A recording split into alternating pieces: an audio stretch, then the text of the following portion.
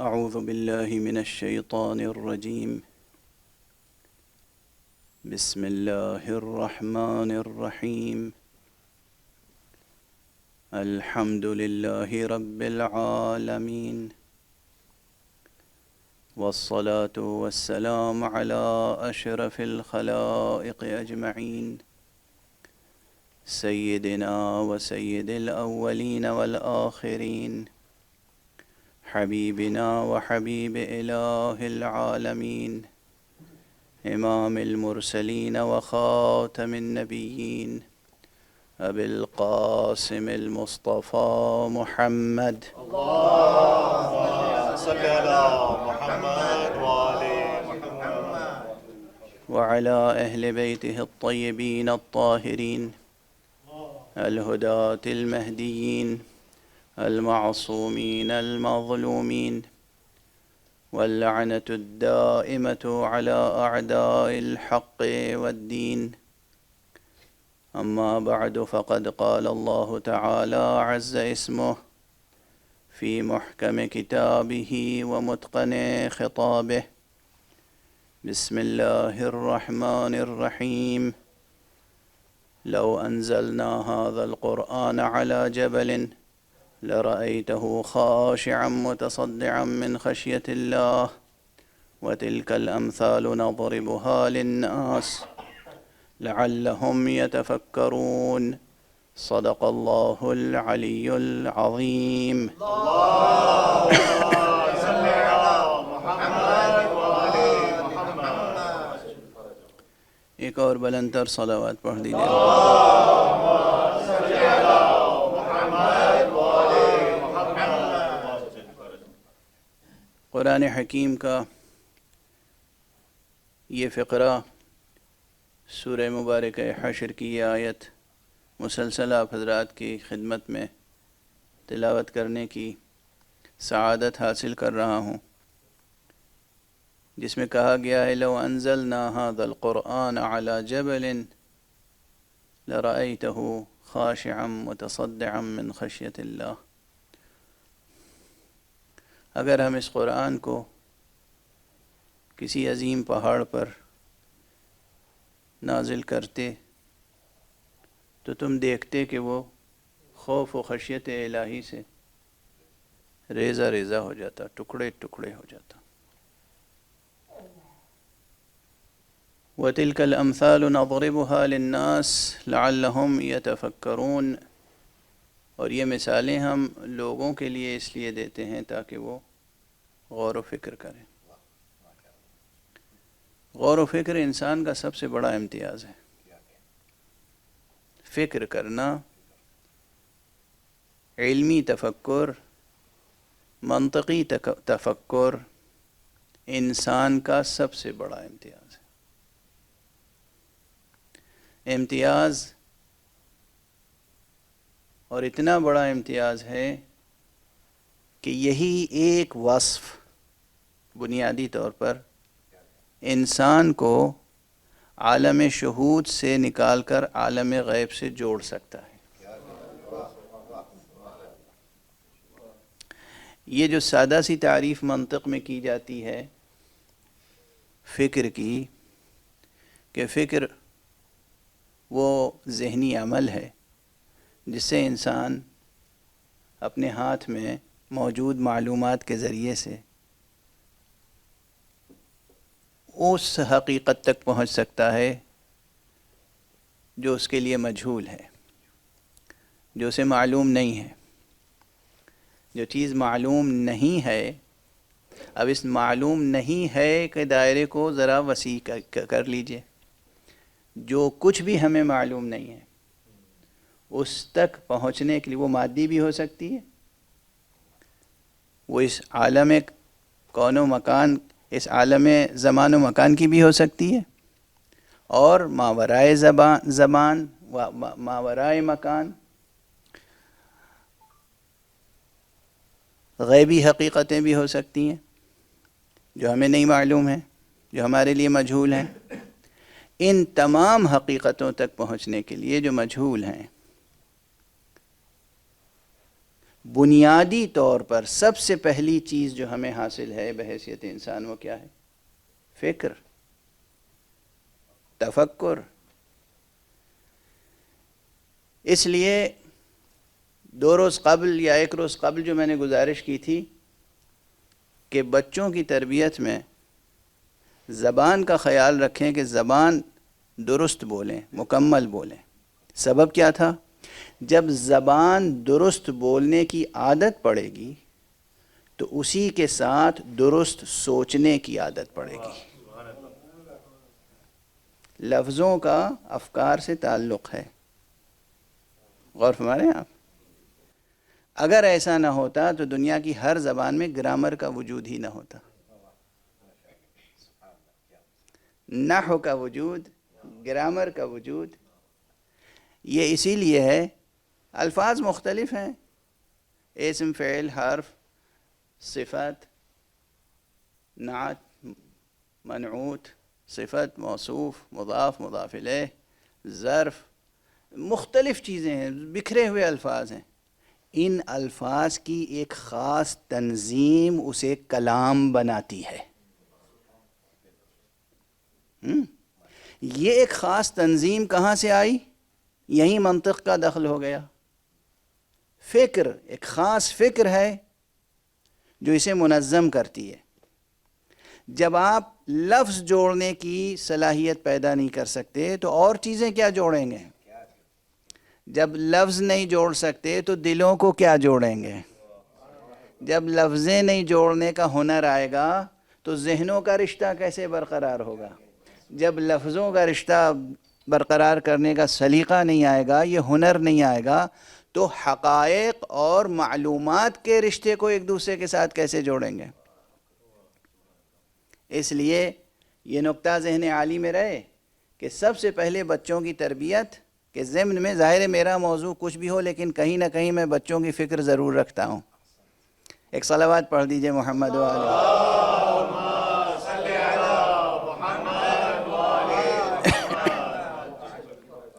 بچوں کو اب آج کل ایک مصیبت یہ ہے، اسی وجہ سے تمام دنیا میں بچوں کی فکر میں ایک عجیب و غریب خلل اور انتشار پیدا ہو گیا ہے، ایک کمزوری آ گئی ہے۔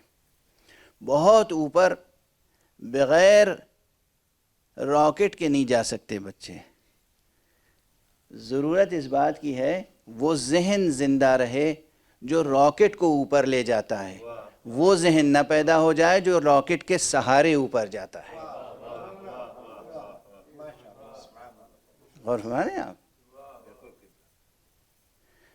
وہ ذہن، بالیدہ ذہن، روشن ذہن، درخشاں ذہن، تابناک ذہن، وہ ذہن، یہ چہرے پہ جو 2 آنکھیں لگی ہوئی ہیں نا، یہ تو سورج کو دیکھ کے بند ہو جاتی ہیں، خیرہ ہو جاتی ہیں۔ وہ ذہن چاہیے جو سورج کے سامنے خیرہ نہ ہو۔ سمجھ رہے ہیں آپ؟ بچوں کی کیسے تربیت کریں گے؟ زبان، اور زبان کے ساتھ ساتھ پھر لازماً دوسرا مرحلہ ہے فکر، صحیح سوچنے کی عادت، صحیح سوچنے کا ہنر۔ جب صحیح سوچنے کا ہنر آ جائے گا انسان میں تو لازمی طور پر وہ حق اور باطل میں فرق کرنے کا سلیقہ آ جائے گا اس میں۔ سیاسی لوگ کیا کرتے ہیں؟ سیاسی تقریروں میں کیا ہوتا ہے؟ انسان کی فکر کو آلودہ کر دیا جائے، حق کو باطل کہا جائے، باطل کو حق، سچ کو جھوٹ، جھوٹ کو سچ، اچھے کو برا، برے کو اچھا۔ میں عام بات کہہ رہا ہوں۔ پارلیمنٹ میں 2 گروہ موجود ہیں، ایک حکمراں گروہ اور ایک اپوزیشن گروہ۔ یہ حکمراں گروہ جو آج کر رہا ہے اس وقت، اپوزیشن گروہ بالکل اس کی مخالفت کر رہا ہے اور کہہ رہا ہے کہ یہ بالکل غلط ہے، ناجائز ہے۔ ہر جگہ کی بات کر رہا ہوں میں آپ یہ نہ سمجھیے گا کہ میں بھارت کی بات کر رہا ہوں، پوری دنیا میں یہی ہے۔ اپوزیشن اور حکمراں جماعت میں کیا ہے؟ جو آج حکمراں جماعت کر رہی ہے بالکل غلط، واہیات، خرافات، باطل ہے، نقصان دہ ہے. ابھی یہ ادھر بیٹھنے والے ادھر چلے جائیں اور ادھر بیٹھنے والے ادھر آ جائیں, اپوزیشن والے خود جیسے ہی آ جائیں گے کہاں؟ اقتدار میں, جو وہ کر رہے تھے کریں گے وہی, کہیں گے یہ حق ہے, یہ ضروری ہے, یہ لازمی ہے, یہ ملک کی ضرورت ہے, یہ عوام کی ضرورت ہے. اب وہ چیزیں بدل جائیں گی. اب ایسے موقع پر عوام الناس کس کو سچ کہیں کس کو جھوٹ؟ یہی سچ بھی ہے اور یہی جھوٹ بھی, یہی حق بھی ہے یہی باطل بھی. اس وقت تک قومیں ترقی نہیں کر سکتیں, اس وقت تک ملتیں تعمیر نہیں ہو سکتیں, اس وقت تک نیشنز اوپر نہیں اٹھ سکتی جب تک نیشن کے ایک ایک فرد میں, ایک ایک بچے میں سچ اور جھوٹ کی حقیقی تمیز نہ ہو. اور اس وقت تک صحت مند سیاست اور سچی حکومتیں وجود میں نہیں آ سکتی جب تک کہ عوام اچھے نہ ہوں, عوام میں اتنی روشن فکری نہ ہو کہ وہ سچ کو سچ اور جھوٹ کو جھوٹ کہہ سکیں, سچ کو سچ اور جھوٹ کو جھوٹ سمجھ سکیں. اور اس کے لیے بنیادی تربیت ماں کی آغوش سے, جھولے سے, کریڈل سے, اسکول سے, نرسری سے, کنڈر گارڈن سے, وہاں سے کے جی سے, نرسری سے, وہاں سے تربیت انسانی شعور اور انسانی فکر کی ہونی چاہیے کہ وہ جب بولیں تو صحیح بولیں, جب سوچیں تو صحیح سوچیں. کچھ نہیں کرنا ہے آپ کو, پالیٹکس نہیں سکھانی ہے بچوں کو, آپ کو پولیٹیکل سائنس کا درس نہیں دینا ہے, سبق نہیں دینا ہے, کوئی فلسفی نہیں. آپ کو دو چیزیں کرنی ہیں. بچے زبان صحیح استعمال کرنا سیکھ لیں, بچے صحیح طور پر سوچنا سیکھ لیں. غور فرما رہے ہیں آپ؟ یہ دو ہنر اگر پیدا ہو جائے تو انسانیت کی تعمیر انہی دو بنیادوں پر ہو سکتی ہے. اور یہی دو بنیادیں جب اپنے عالم عروج پر پہنچتی ہیں تو ہمیں قرآن مجید میں یہ دو ہنر نظر آتے ہیں کہ وہ زبان میں فصاحت و بلاغت میں بھی کمال کے درجے پر ہے اور انسانی فکر کی تربیت کے لیے بھی کمال کے درجے پر ہے. صلوات بر محمد و آل محمد.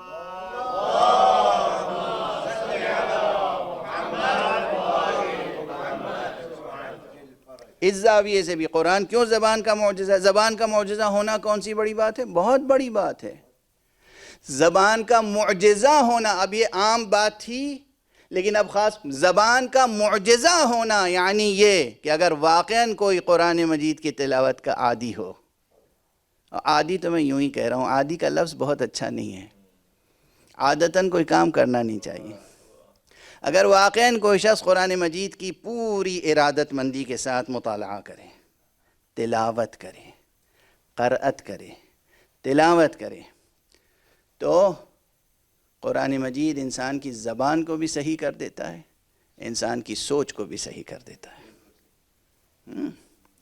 اور سوچ کی صحیح کر دینے کی مثالیں یہی ہیں جو کل میں نے اشارہ کیا تھا کہ پوری دنیا پہ نظر ڈالیے, آج کتنے ہیں جو عربی کا قرآن نہیں پڑھ رہے ہیں, ٹرانسلیشنز پڑھ کر ان کی فکر صحیح ہو جاتی ہے, حق کا راستہ نظر آ جاتا ہے. یہ کیا کم اعجاز ہے؟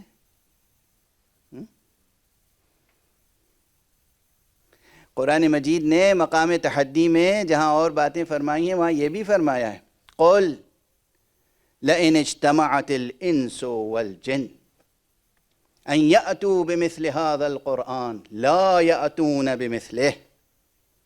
کہہ دیجئے کہ اگر تمام انس و جن مل کر چاہیں کہ اس قرآن کی کوئی دوسری مثال لے آئیں تو وہ نہیں لا سکیں گے, نہیں لا سکیں گے, ممکن نہیں ہے. چاہے ایک دوسرے کا ساتھی کیوں نہ دیں, وَلَوْ كَانَ بَعْضُهُمْ لِبَعْضٍ ظَهِيرًا, ایک دوسرے کا ساتھ کیوں نہ دیں, ایک دوسرے کو سپورٹ کیوں نہ کریں, ایک دوسرے کی مدد کیوں نہ کریں, مگر لا نہیں سکتے. یہ اعجاز قرآنی یہ صرف فصاحت و بلاغت تک محدود نہیں ہے, اسے تسلیم کیجئے. اب میں عرض کروں ایک پہلو, ایک نکتہ. قرآن اس اعتبار سے بھی معجزہ ہے، یاد رکھیے گا، کاش یہ ذہنوں میں رہ جائے جملہ، وہ حقیقت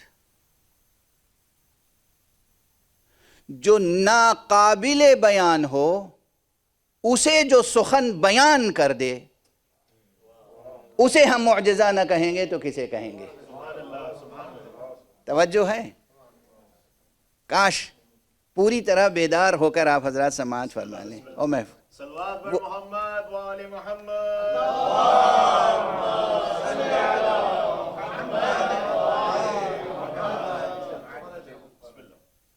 لوگ پوچھتے ہیں نا راز کیا ہے، یہ کیوں معجزہ ہے، کیسا معجزہ ہے؟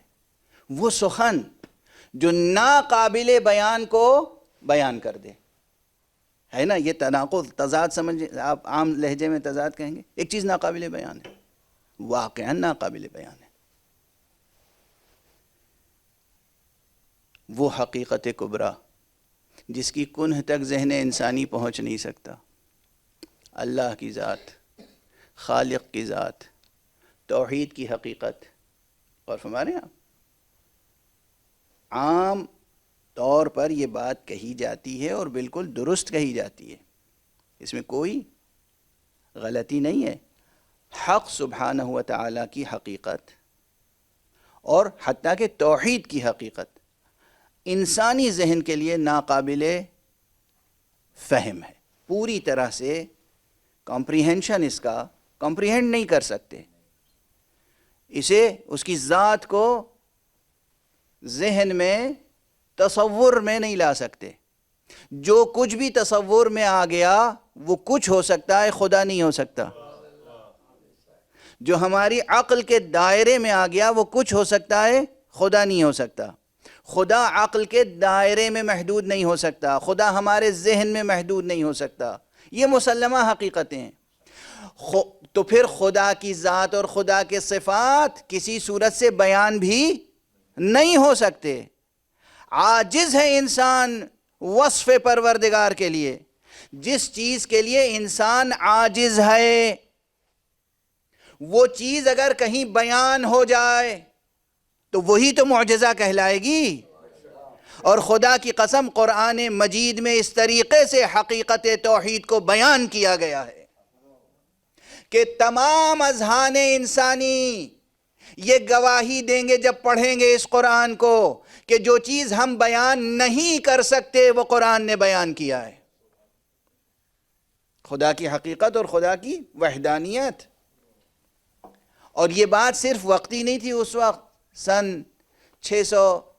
570 ہجری اور 610 عیسوی اور 610 عیسوی اور 632 عیسوی اور 650 عیسوی، یعنی وہ جب رسول اللہ صلی اللہ علیہ وآلہ وسلم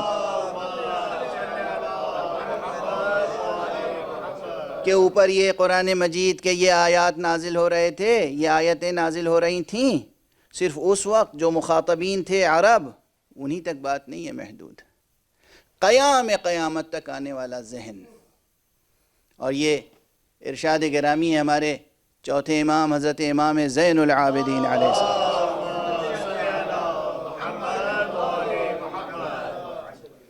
ارشاد فرمایا ہے کہ اللہ سبحانہ و تعالیٰ کو یہ علم تھا، معلوم تھا اللہ کو کہ آخری زمانے میں ایسے لوگ پیدا ہوں گے جو مدقق ہوں گے، محقق ہوں گے، گہرائی سے سوچنے والے ہوں گے، ان کی فکر بہت بلند ہوگی۔ اب بالکل عام لہجے میں کہہ دوں جو ہمارے اردو میں عام بول چال کی زبان ہے، بال کی کھال کھینچنے والے لوگ ہوں گے، ہے نا؟ اب تو سب کو یاد رہ جائے گا یہ جملہ، محقق، مدقق، منہ شگافی کرنے والے، یہ سب اگر نہ یاد رہے تو یہ یاد رہے گا کہ بال کی کھال کھینچنے والے ہوں گے، ہیں؟ باریکی سے سوچنے والے ہوں گے، دقیق نکات تک پہنچنے والے ہوں گے، لطیف حقائق تک پہنچنے والے ہوں گے، ہیں؟ چونکہ حق سبحانہ و تعالیٰ کو یہ معلوم تھا، اسی لیے قرآن مجید میں حق سبحانہ و تعالیٰ نے سورہ مبارکہ اخلاص کو نازل فرمایا، اور اسی لیے اللہ سبحانہ و تعالیٰ نے سورہ حدید کی ابتدائی آیتوں کو نازل فرمایا، یعنی قل هو اللہ احد، اللہ الصمد لم یلد ولم یولد ولم یکن لہ کفوا احد. یہ وہ عبارت ہے، یہ وہ بیان ہے جو ناقابل بیان کو بیان کرنے والا بیان ہے. اس کی نظیر آپ کو کہیں انسانی ادب میں مل نہیں سکتی. کیوں نہیں مل سکتی؟ اب تھوڑی سی توجہ دے دیں. انسانی فکر مقید ہے شرائط زمان و مکان کے ساتھ. یہ اسپیس ٹائم کنڈیشنز، زمانی شرائط، مکانی شرائط، جو انسان کے تجربے میں باتیں آتی ہیں اسی انداز سے انسان کی فکر پروان چڑھتی ہے. انسان کے تجربے میں جو باتیں آتی ہیں اسی کی روشنی میں انسان کی فکر پروان چڑھتی ہے. انسان جب سے بھی تاریخ کو مشاہدے میں لائے، مطالعہ کرے، تحقیق کرے، انسان کے تجربے میں کوئی ایسا موجود آ نہیں سکتا جس کو کسی نے جنم نہ دیا ہو. انسان کسی ایسے تجربے سے آشنا ہے؟ ممکن نہیں ہے. انسانی تاریخ میں ممکن نہیں ہے، اس کائنات کی تاریخ میں ممکن نہیں ہے جسے کسی نے جنم نہ دیا ہو. پرندے ایک دوسرے سے پیدا ہوتے ہیں، انڈوں سے پیدا ہوتے ہیں یا بچے پیدا کرتے ہیں. حشرات الارض، حیوانات، درندے، چرند، پرند، انسان، جتنی چیزیں ہیں کسی نہ کسی سے پیدا ہوتی ہیں. اسی لیے ہاتھ جوڑ کے عرض کر رہا ہوں، انسانی ذہن نے جن مذہبوں کو ایجاد کیا وہاں خداؤں کے بھی خاندان ہیں. مطالعہ کر لیجئے. انسانی ذہن نے جس مذہب کو بنایا وہاں خداؤں کے خاندان ہیں. ایک خدا ہوا، اس کی بیٹی ہوئی، اس کا بیٹا ہوا، اور پھر خاندانی جھگڑے ہیں. یونان سے لے کر اور ہمارے دیش بھارت تک آپ غور کر لیجئے. جو ہمارا لٹریچر ہے، جو ہیریٹیج ہے، جس پہ ہم ناز کرتے ہیں، وہ بجا طور پہ ناز کرتے ہیں. بعض ایسے پہلو ہیں جن پہ ہمیں ناز کرنا چاہیے. یونان سے لے کر بھارت تک اور عربستان سے لے کر فارس تک، وہ جو بت بیٹھے ہوئے تھے خانہ کعبہ میں، ان میں بھی خاندان تھے.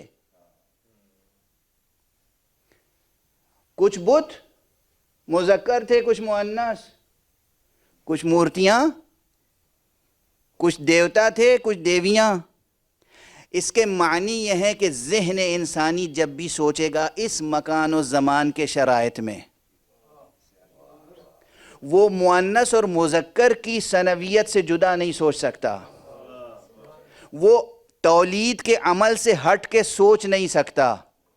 پھر جب سوچ ہی نہیں سکتا ذہن انسانی، تو یہ کون سا کلام ہے جو کہہ رہا ہے کہہ دو کہ وہ ایک ہے، کہہ دو کہ وہ صمد ہے، کہہ دو اسے کسی نے پیدا نہیں کیا، کہہ دو کہ اس سے بھی کوئی پیدا نہیں ہوا، کہہ دو کہ اس کا کوئی ہمسر نہیں ہے.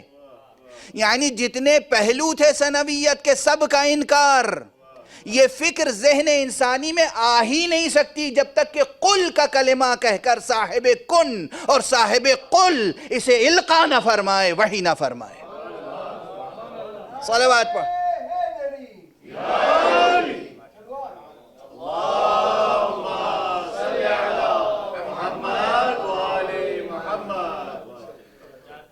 آپ مذہبوں کا مطالعہ کر لیجئے جو انسانوں نے مذہب بنائے ہیں. میں کسی ایک دیش یا ایک ملک یا ایک ملت کی بات نہیں کر رہا ہوں، میں نے مغرب سے مشرق تک سب حوالے دے دیے. یونان کے مذاہب کا مطالعہ کر لیجئے، یونانی صنمیات کی تاریخ پڑھ لیجئے، عرب صنمیات کی تاریخ پڑھ لیجئے، ایران کے قدیم مذاہب و صنمیات کی تاریخ پڑھ لیجئے، اور اپنے دیش کی صنمیات کی تاریخ پڑھ لیجئے. دیو کے ساتھ دیوتا موجود ہیں، دیوتا کے ساتھ دیوی موجود ہیں، بیٹے بیٹیاں موجود ہیں، شادیاں موجود ہیں۔ ہاتھ جوڑ کے عرض کر رہا ہوں، بہت سے الفاظ ہم لوگ ممبر سے عرض نہیں کیا کرتے تھے مگر عرض کر رہے ہیں۔ اور تو اور خداؤں کے درمیان پرینکس موجود ہیں، لڑائیاں جھگڑے۔ یہ جو بڑی بڑی کتابیں لکھی گئی رزمیے، ایک بلند تر صلوات پڑھ دیجئے محمد۔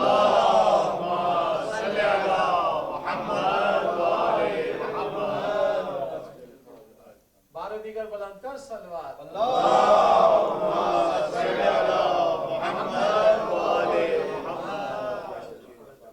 وہ چاہے ہومر کا رزمیہ ہو یا کسی اور کا، جتنے بڑے بڑے رزمیے لکھے گئے اور اس میں دیویوں اور دیوتاؤں کے تذکرے ہیں، خداؤں کے تذکرے ہیں، تو یہ کیوں ہے؟ انسانی ذہن کا بنایا ہوا مذہب ہے۔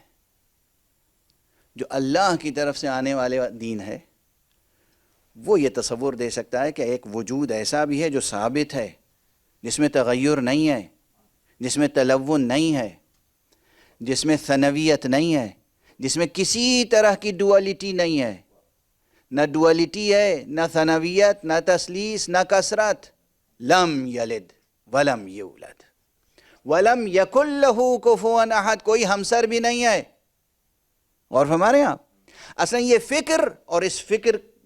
فکر یہ مضمون اور یہ مضمون جن الفاظ میں ظاہر ہوا، یہ معجزہ ہے۔ فکر انسانی کے ہر مغالطے کو دور کرنے کے لیے یہ سورہ کافی ہے۔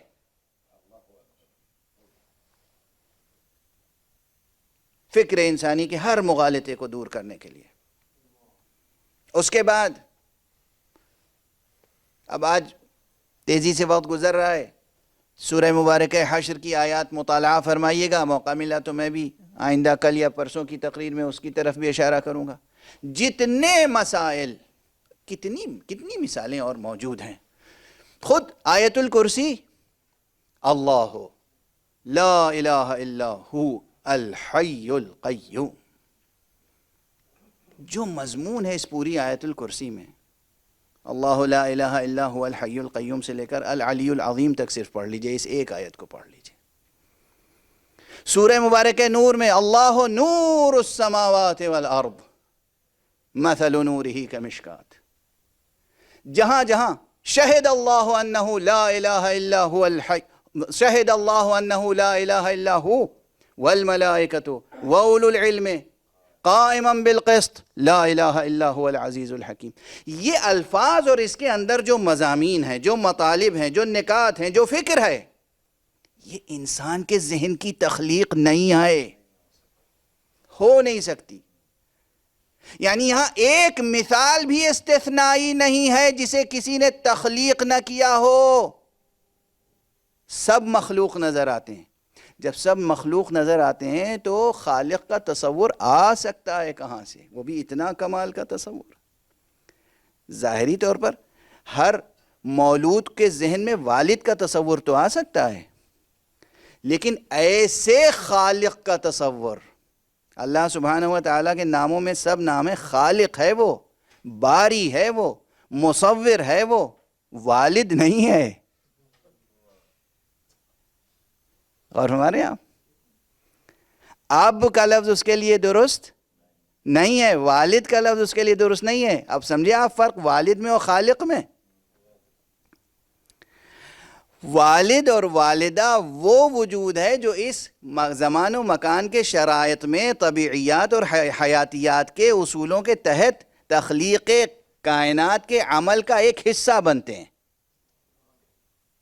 لیکن خالق وہ ہے جو بغیر کسی وسیلے کے اپنے حرف کن سے خلق کرتا ہے، اور جو چاہتا ہے خلق کرتا ہے، بغیر کسی مثال کے، بغیر کسی فکر کے، بغیر کسی پیشگی تفکر کے۔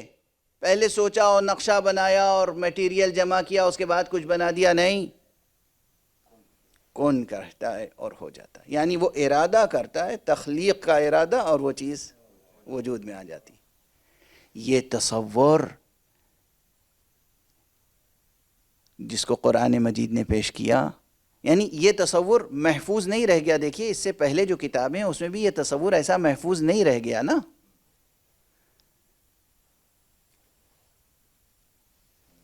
بہت ادب و احترام کے ساتھ عرض کر رہا ہوں، تمام انسانوں کا احترام ہے میری نظر میں.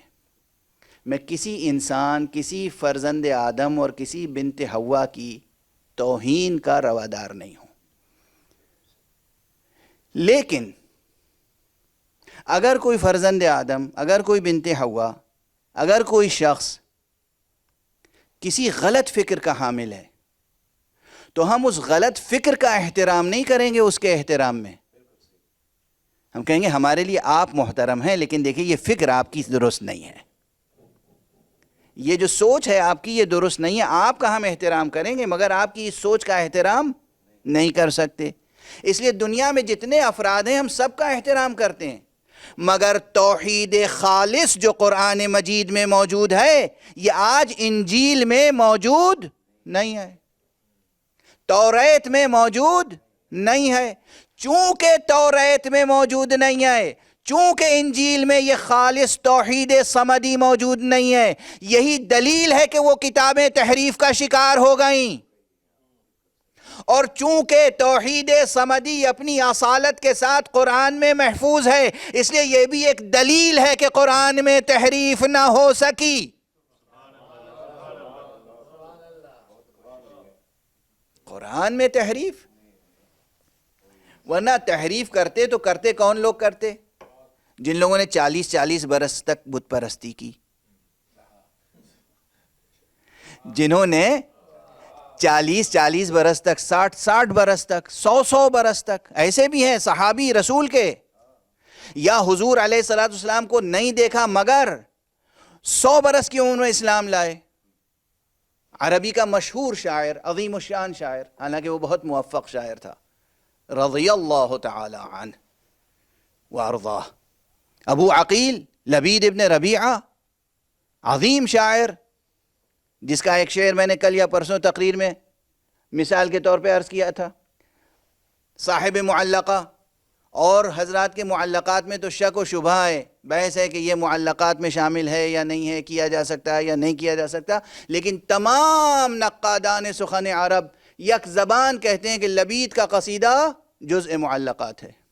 عظیم الشان قصیدہ، پرشکوہ قصیدہ، حالانکہ یہ قصیدہ اس نے مسلمان ہونے سے پہلے کہا تھا، لیکن پھر بھی اس میں بہت صالح فکر موجود ہے اور خدا کا تصور بھی موجود ہے. بہرحال 100 برس تک بت پرستی کرنے کے بعد اسلام میں آنے والے، اگر انہیں تحریف کا موقع مل جاتا، سب سے پہلے جس چیز کو بدلتے وہ کیا تھی؟ توحید. توحید کا نظریہ. کہیں نہ کہیں سے بت پرستی کا جواز نکال لیتے، کہیں نہ کہیں سے خدا کے ہاں بیٹا پیدا کر دیتے، کہیں نہ کہیں خدا کا خاندان درست کر دیتے. اور ہمارے ہاں تحریف ہوتی تو یہ ہوتا. قرآن مجید میں نہ تحریف ہوئی، نہ کوئی کر سکتا تھا، نہ کوئی کر سکتا ہے، نہ کوئی کر سکے گا قیامت تک. اس لیے کہ اولاً خود پروردگار عالم نے اس کی حفاظت کی ذمہ داری لی ہے، اور اس دنیا میں بھی ظاہری طور پہ ایسے محافظین پیدا کیے ہیں جن کا نام سن کے بڑے سے بڑے فرعون لرزہ برندام ہو جاتے ہیں. یہ جو میں نے عنوان رکھا ہے قرآن اور حسین، آپ کو معلوم ہے آقا حسین کی خصوصیت کیا ہے؟ کبھی غور کیا ہے عزاداری پر پابندیاں کیوں لگائی جاتی رہیں ہمیشہ، اور آج بھی مختلف ملکوں میں کوشش ہو رہی ہے عزاداری کو کم سے کم کرنے کی اور پابندیاں لگانے کی؟ کیوں؟ کیا نقصان ہے لوگوں کا؟ آپ عزادار ہیں اور عموماً آقا حسین کی مظلومیت کو سامنے رکھ کر ماتم کرتے ہیں، نوحہ پڑھتے ہیں، مرثیہ پڑھتے ہیں. آقا حسین مظلوم تھے، اس میں کوئی شک نہیں، لیکن اس زاویے سے سوچئے، خدا کی قسم، خدا کی قسم، حسین ابن علی وہ شجاع ابن شجاع ہے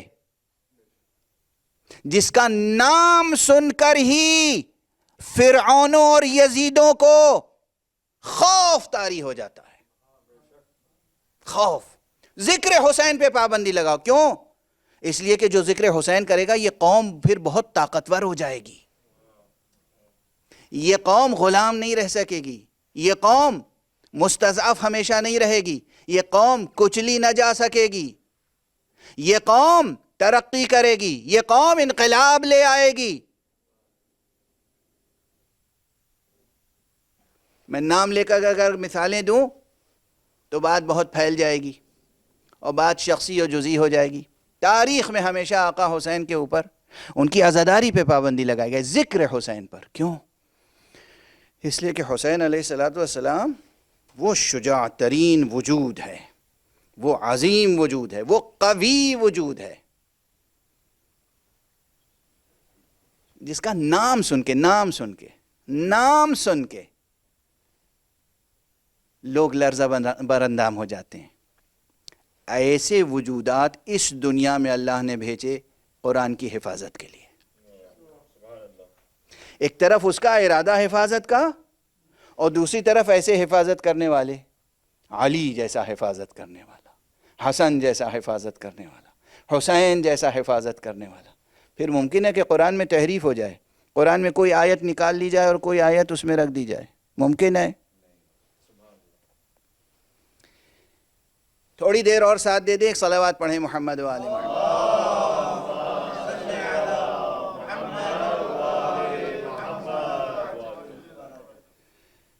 ایک مثال میں نے دی کہ قرآن مجید کی عظمت و اعجاز کا راز خود اس بیان میں ہے جو ناقابل بیان کو قابل بیان بنا دیتا ہے، حقیقت توحید. دوسری اس سے بڑھ کر کیا ہے؟ جو چیز کسی نے دیکھی نہیں اور جو چیز بظاہر ابھی وجود میں نہیں آئی، جو چیز ہوگی، جو چیز واقع ہوگی، اس کی ایسی مؤثر محاکات کہ معلوم ہو رہا ہے نگاہوں کے سامنے. آخرت کا بیان، قیامت کا بیان، جنت کا بیان، مرنے کے بعد کی زندگی کا بیان، اس کے مرحلے، یہ بیان آخرت قرآن مجید کا. تمام دنیا کی فصاحتیں، بلاغتیں اور حکمتیں نثار کر دیجئے قرآن مجید کی آیتوں پر. ایسا منظر پیش کر دیتی ہیں سامنے کہ ناموجود محسوس و ملموس معلوم ہونے لگتا ہے. معلوم ہوتا ہے سامنے موجود ہے، نگاہوں کے سامنے ہے منظر. اس قوت کے ساتھ کہ صرف سماعت محظوظ نہ ہو، صرف بصارت محظوظ نہ ہو، صرف تلاوت میں آپ کے لب اور آپ کی زبان محظوظ نہ ہو، بلکہ روح اور اصلی وجود آپ کا تبدیل ہو جائے. حقیقت میں توحید اور آخرت کے اس قدر مؤثر بیان نے قرآن مجید کو معجزہ بنایا ہے. اور نہ جانے کتنے پہلو ہیں. یہ نہیں کہ منحصر کر لیجئے کہ بس یہ 2 پہلو ہیں. میں مسلسل عرض کر رہا ہوں قرآن مجید کے معجزہ ہونے کے پہلو بہت ہیں، لیکن بیان توحید یہ بھی ایک راز ہے، رمز ہے، سر ہے قرآن مجید کے اعجاز کا. صرف یہ نہیں کہ الفاظ کا انتخاب کیسا ہے اور نحوی ترکیبیں کیسی ہیں اور بیانی تشبیہیں کیسی ہیں اور صنائع و بدائع کیسے ہیں قرآن مجید میں، اس اعتبار سے معجزہ ہے. جو کلاسیکل تصور چلا آ رہا ہے فصاحت و بلاغت کا. اور اسی لیے اب میرا پرانا جملہ ہے لیکن پھر دہراؤں، اور غالباً 2 سال پہلے بمبئی کے ممبر پہ عرض کر چکا ہوں، مسجد ایرانیان کے ممبر پر، کہ اگر آپ سے یہ سبق یاد دلا رہا ہوں، دہرانا مجھے بہت اچھا نہیں لگتا خود اپنی باتوں کا بھی، کہ 3 باتیں ضرور ذہن میں رکھیں. 3 باتیں، یہ کئی بار میں ممبروں سے عرض کر چکا ہوں، آج پھر عرض کر رہا ہوں کہ قرآن مجید جو آپ کے ہاتھوں میں ہے یہ ایک کتاب ہے. اگر کوئی پوچھے ایک لفظ میں جواب دو کہ اس کتاب کا موضوع کیا ہے. احسنتم، آپ حضرات کو یاد ہے جواب. توحید. بھئی ہر کتاب کا بچوں کی ذہنوں میں رہے، ہر کتاب کا ایک سبجیکٹ ہوتا ہے. نہیں، اسکول جا رہے ہیں بچے تو آپ کہیں گے بیٹا دیکھو میتھمیٹکس کی بک بھول نہ جانا، تو ایک لفظ کہا آپ نے میتھمیٹکس، بک اس کے ذہن میں آ گئی. آپ نے کہا ہسٹری کی بک نہ بھول جانا. آپ کے یہاں بہت بڑی لائبریری ہے، ہزاروں کتابیں ہیں، کوئی آئے اور ایک کتاب پہ ہاتھ رکھ کے کہے یہ کون سی کتاب ہے، آپ کہہ دیں گے یہ نحو کی ہے. یہ کون سی کتاب ہے، یہ صرف کی ہے. یہ کون سی کتاب ہے، یہ طب کی ہے. یہ کون سی کتاب ہے، حدیث ہے. یہ تاریخ ہے. ایک لفظ میں جواب ہوتا ہے. تو قرآن مجید کے سلسلے میں بھی آپ کو یاد ہونا چاہیے نا جواب. کوئی آپ سے کہیں قرآن عرض پر پوچھے کہ قرآن مجید کا موضوع کیا ہے، جواب ہے توحید. توحید حق صمدی. بسم اللہ سے لے کر والناس تک ہر آیت مضمون توحید سے جڑی ہوئی ہے، چاہے بظاہر اس میں کوئی اور مضمون ہو، کچھ بھی بیان کیا گیا ہو. اب بالکل وہ مجھے اپنے الفاظ یاد آ رہے ہیں، میں نے عرض کیا ہے بارہا کہ حیات اور کائنات کا ہر مسئلہ قرآن مجید نے ایک اساس اور ایک بنیاد اور ایک محور پر حل کیا ہے، اور وہ ہے توحید. تو عزیزان گرامی، عزاداروں کا ایک فریضہ یہ بھی ہے، کچھ بھی ہو گردنیں کٹ جائیں، توحید پر حرف نہ آنے پائے. کلمہ مبارک ہے لا الہ الا اللہ، اس پر حرف نہ آنے پائے. کسی بھی اعتبار سے شرک اور کفر کا سایہ آپ کے عقیدے پر نہ پڑنے پائے. توحید. دوسرا، اب دوہرا ہی دوں، اگر کوئی، یہ تو فکر کی بات ہوئی، ایمان و عقیدے کی بات ہوئی. فکر، توحید کا تعلق عقیدے اور ایمان سے ہے. عملی اعتبار سے قرآن مجید کا موضوع کیا ہے، کون سا عملی پیغام ہے جو قرآن مجید نے دیا ہے، اگر ایک لفظ میں جواب پوچھا جائے. میں مثال دے دوں کہ بھئی قرآن مجید میں عمل کے لیے بہت سی چیزیں واجب قرار دی گئیں. نماز عمل ہے، روزہ عمل ہے، حج عمل ہے، زکوٰۃ عمل ہے، خمس عمل ہے، جہاد عمل ہے، امر بالمعروف عمل ہے، نہی عن المنکر عمل ہے. عبادات سے لے کر معاملات تک زندگی کا ہر مسئلہ اس پر روشنی ڈالی ہے، احکام صادر کیے ہیں قرآن مجید نے. یہ کیا ہے؟ عمل.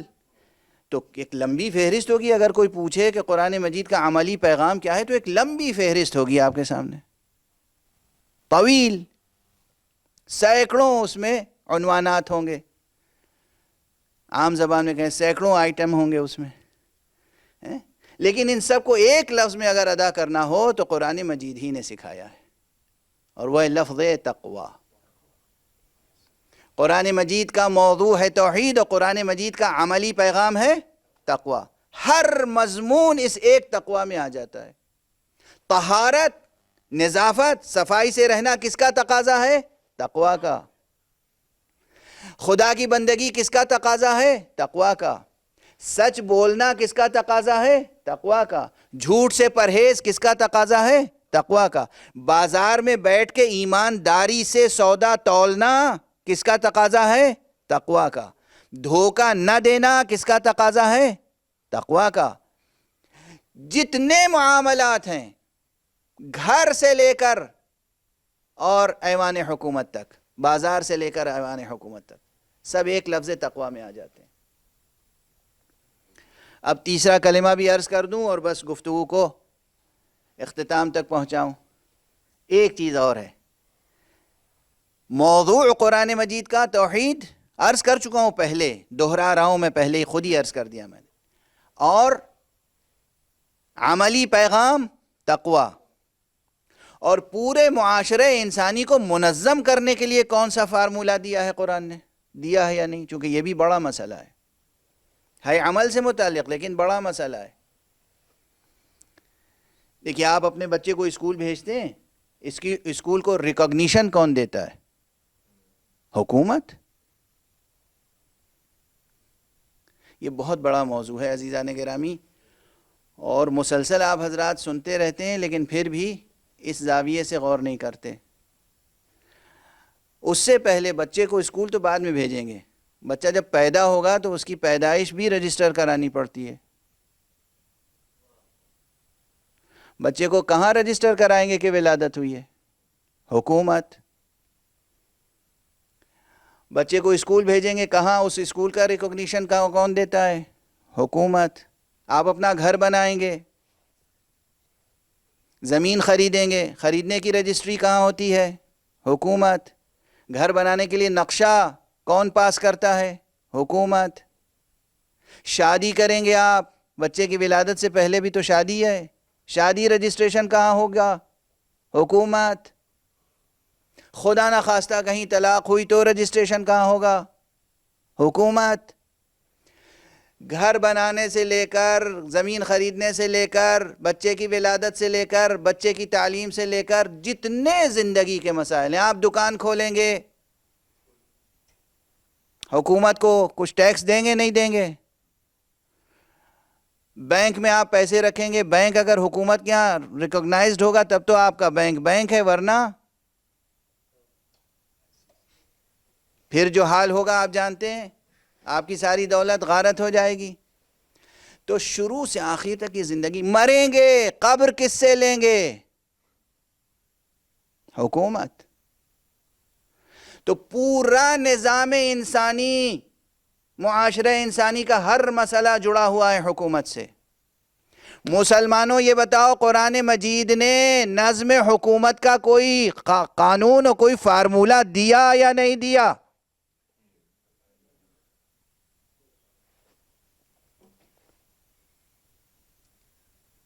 اللہ سبحانہ و تعالیٰ نے کیا کہا ہے؟ کچھ نہیں، جیسے چاہے بنا لو حکومت، یہی کہا ہے۔ جس کا جی چاہے الیکشن سے حکومت بنا لے، جس کا جی چاہے سلیکشن سے حکومت بنا لے، جس کا جی چاہے نامینیشن سے حکومت بنا لے، جس کا جی چاہے غارت گری کر کے حکومت بنا لے، وہ بھی جائز۔ یہ کوئی بات ہوئی؟ یہ کوئی بات ہوئی؟ قرآن مجید نے کوئی فارمولہ دیا یا نہیں دیا؟ یہاں پر جواب ہے اس فقیر کا۔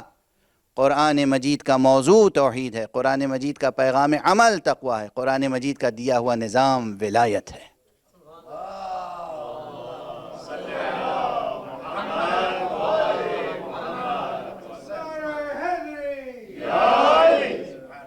اس لفظ ولایت کو، اس عنوان ولایت کو، اس موضوع ولایت کو یاد رکھیے گا، بھولیے گا نہیں۔ اور اس کی تفصیل الگ ہے، اب کبھی زندگی رہی تو پورا ایک عشرہ اس عنوان سے ولایت کے تعلق سے عرض کروں گا، اس زاویے سے۔ یعنی ولایت صرف اس زاویے سے نہیں کہ ولایت ایک عقیدہ ہے جو ہم نے تسلیم کر لیا، پوری زندگی جیسے حکومت کے سائے میں گزرتی ہے ویسے پوری زندگی سایہ ولایت میں گزرے۔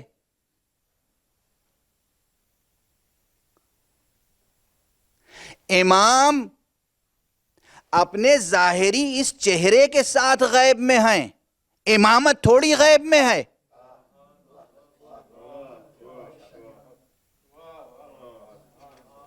امام غیب میں ہے، امامت غیب میں نہیں ہے۔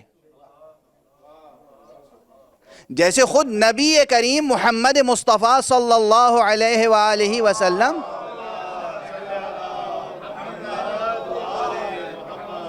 آج کہاں ہیں رسول؟ ایک ہی جواب ہے، غیب میں ہیں۔ رسول اللہ کہاں ہیں آج؟ غیب میں ہیں۔ یاد رہے گا یہ جواب؟ سمجھ میں آ گیا جواب؟ کوئی شک شبہ تو نہیں ہے؟ محمد رسول اللہ آج رسول ہیں یا نہیں؟ ہیں۔ نبوت آپ کی آج ہے زندہ یا نہیں؟ نبوت باقی ہے، رسالت باقی ہے، مقام ختم نبوت باقی ہے۔ خود شخص پیغمبر محمد ابن عبداللہ تو غیب میں ہیں، وہ غیب میں ہیں مگر رسالت غیب میں نہیں ہے۔ اسی طرح جانشین پیغمبر شخص مہدی علیہ السلام امام غیب میں ہے، امامت غیب میں نہیں ہے۔ اور جب امامت غیب میں نہیں ہے تو ہماری زندگی کا ہر مسئلہ امامت سے جڑا ہوا ہونا چاہیے۔ ایک صلوات پڑھ دیجئے محمد وآلہ۔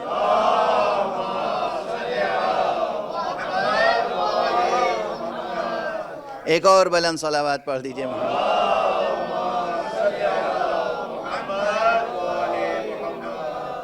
اب یہ آپ کی سوچ پر ہے، آپ کی فہم و فراست پر ہے، کیسے جوڑیں گے امامت سے رشتہ؟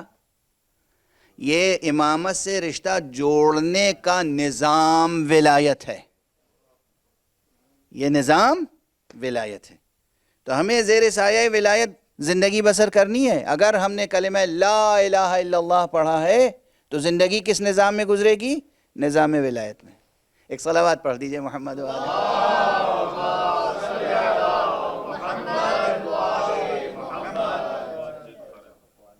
بہرحال یہ موضوع ایسا ہے جو بہت فکر انگیز ہے، اور اس پر ابھی تک ارباب قلم کو جس طرح خامہ فرسائی کرنی چاہیے وہ نہیں کر سکے۔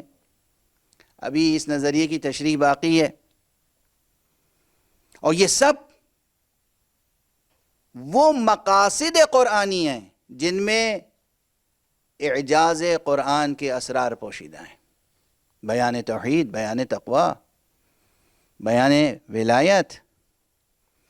اب یہاں پہ کس طریقے سے ولایت بیان کیا ہے قرآن مجید نے، ولایت کے موضوع کو کس کس جہت سے بیان کیا ہے،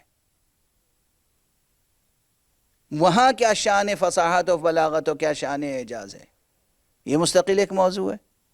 لیکن اب آج کا وقت بالکل گزر چکا، اب میں بھی خستہ ہو رہا ہوں، اس لیے باقی بحثیں آئندہ تقاریر پر موکول کرتا ہوں، کیونکہ آج حق مجلس ادا کرنے کے لیے، آج حضرت زہرا کو پرسہ دینے کے لیے، آج رسول اللہ کو پرسہ دینے کے لیے جس شہید کا تذکرہ کیا جاتا ہے، وہ شہید بھی اپنے وجود کے ساتھ ایک معجزہ تھا۔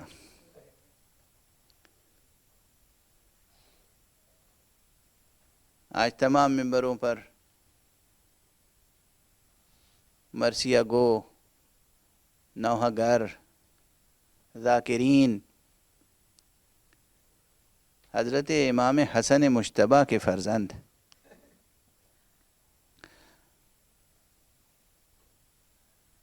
حضرت قاسم ابن حسن کا تذکرہ کر رہے ہیں۔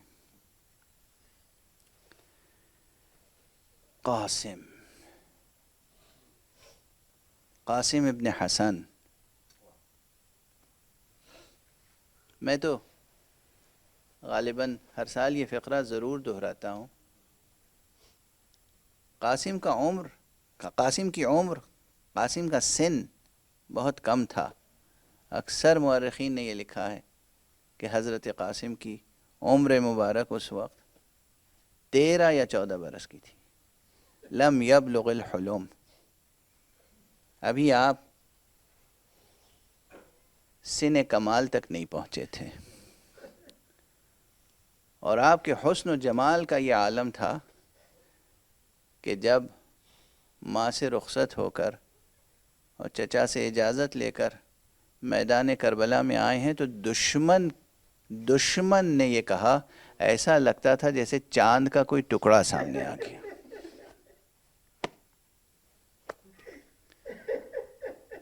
ایسا لگتا تھا جیسے چاند کا کوئی ٹکڑا سامنے آ گیا۔ اب میں ایک جملہ کہوں،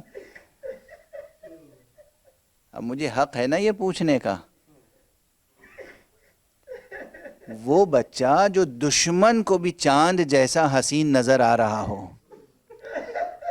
اپنی ماں کی نگاہ میں کیسا حسین ہوگا؟ وہ بچہ جو دشمن کو چاند کا ٹکڑا نظر آ رہا ہو، وہ اپنی بہن کی نگاہ میں، اپنے بھائی کی نگاہ میں، اپنے چاہنے والے چچا کی نگاہ میں کتنا حسین ہوگا۔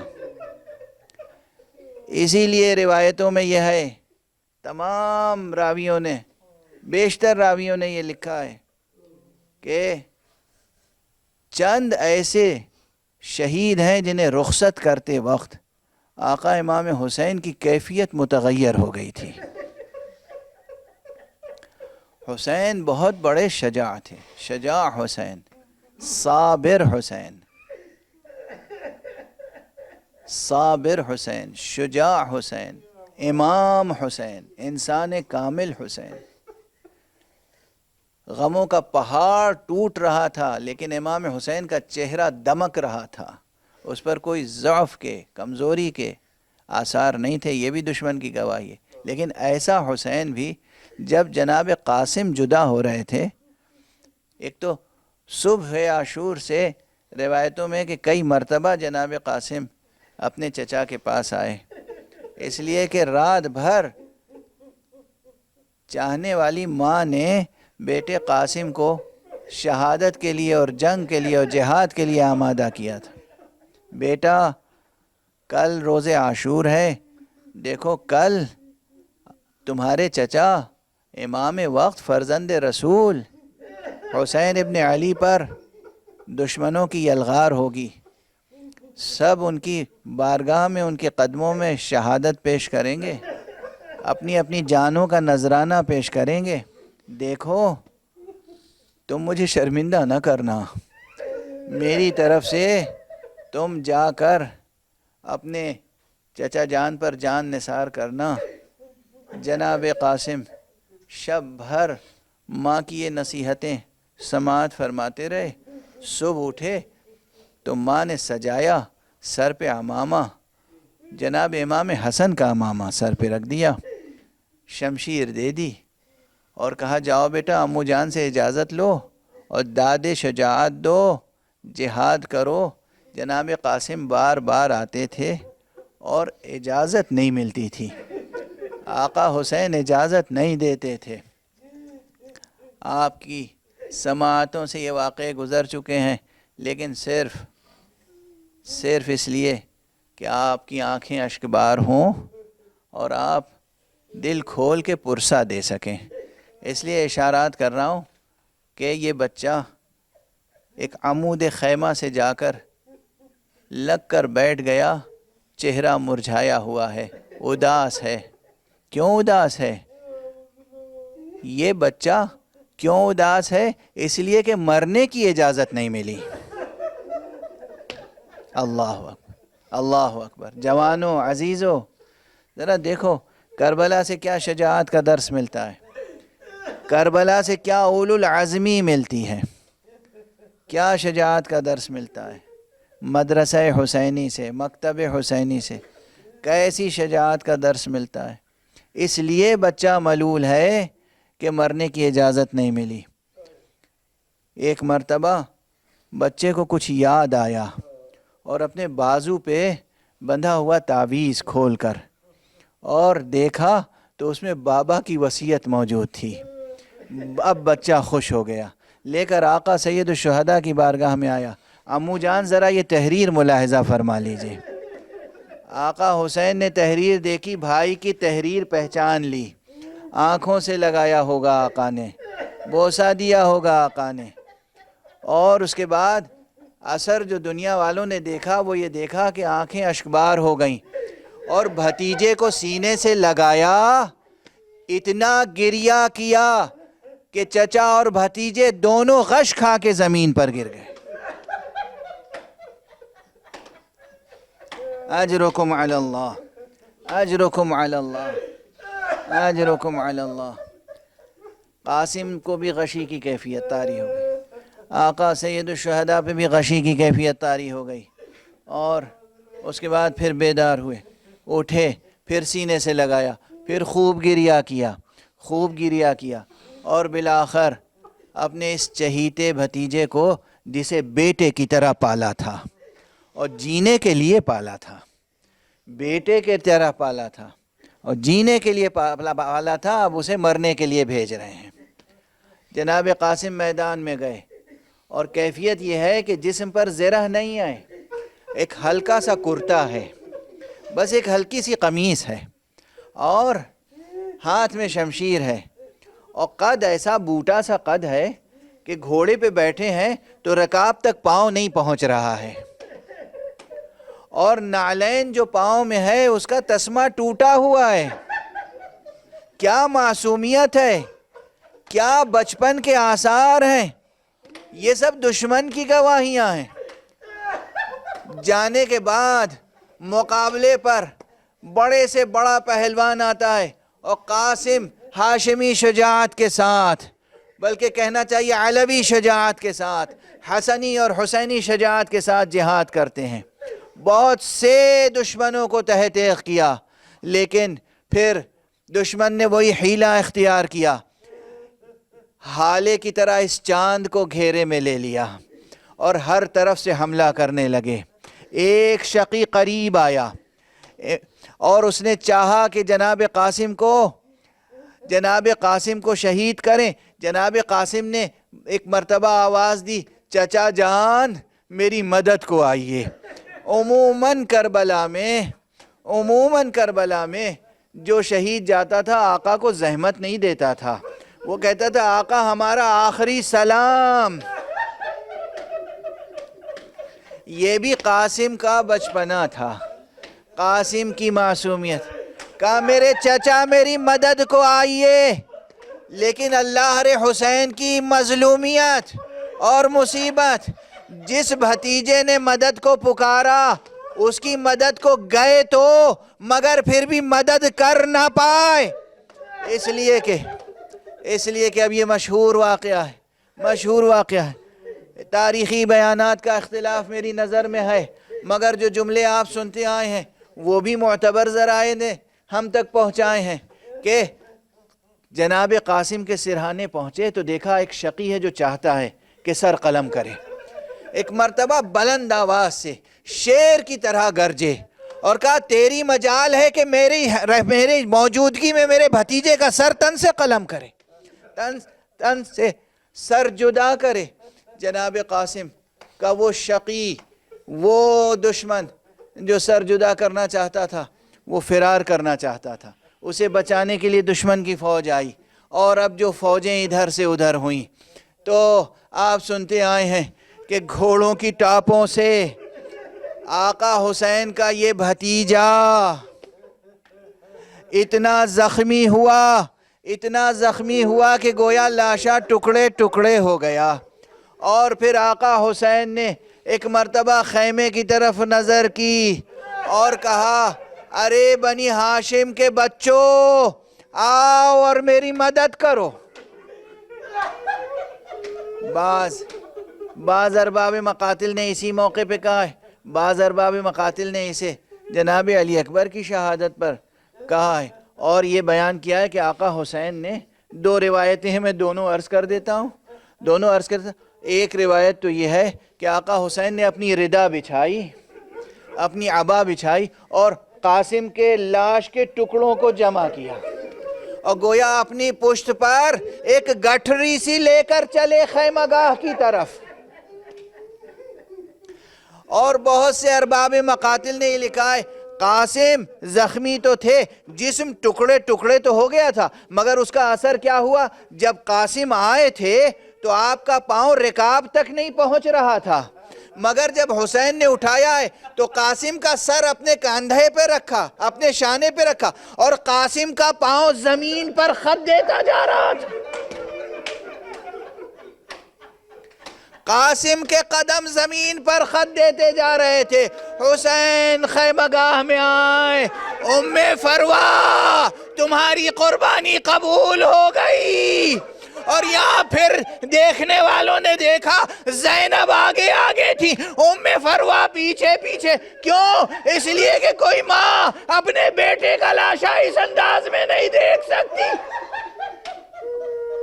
انا للہ وَإِنَّا إِلَيْهِ رَاجِعُونَ رِضًا بِقَضَائِهِ وَتَسْلِيمًا لِأَمْرِهِ إِنَّا لِلَّهِ وَإِنَّا إِلَيْهِ رَاجِعُونَ رِضًا بِقَضَائِهِ وَتَسْلِيمًا لِأَمْرِهِ إِنَّا لِلَّهِ وَإِنَّا إِلَيْهِ رَاجِعُونَ رِضًا بِقَضَائِهِ وَتَسْلِيمًا لِأَمْرِهِ۔ پروردگار ہمیں علوم قرآن اور معارف اہل بیت سے آشنا فرما۔ پروردگار ہمارے سینوں میں، ہمارے دلوں میں چراغ توحید روشن رہے۔ پروردگار ہمارے ہاتھوں میں ہمیشہ دامن ختم نبوت رہے۔ پروردگار ہمارے قدم ہمیشہ صراط مستقیم ولایت پر گامزن رہیں۔ پروردگار معبود ہمارے سروں پر علماء اعلام، علماء حق کا اور مرجعیات حقہ کا سایہ برقرار رکھ۔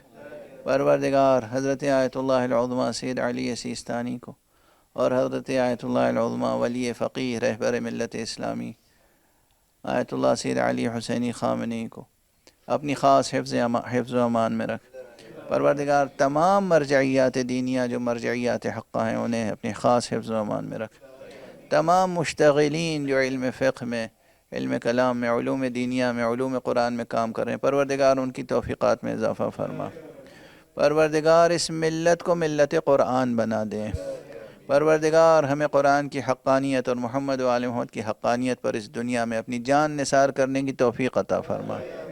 پروردگار اپنے ولی آخر کو اذن ظہور عطا فرما اور ان کے ہاتھوں سے اپنی رحمت و رافت و عدالت کا پرچم لہرا دے۔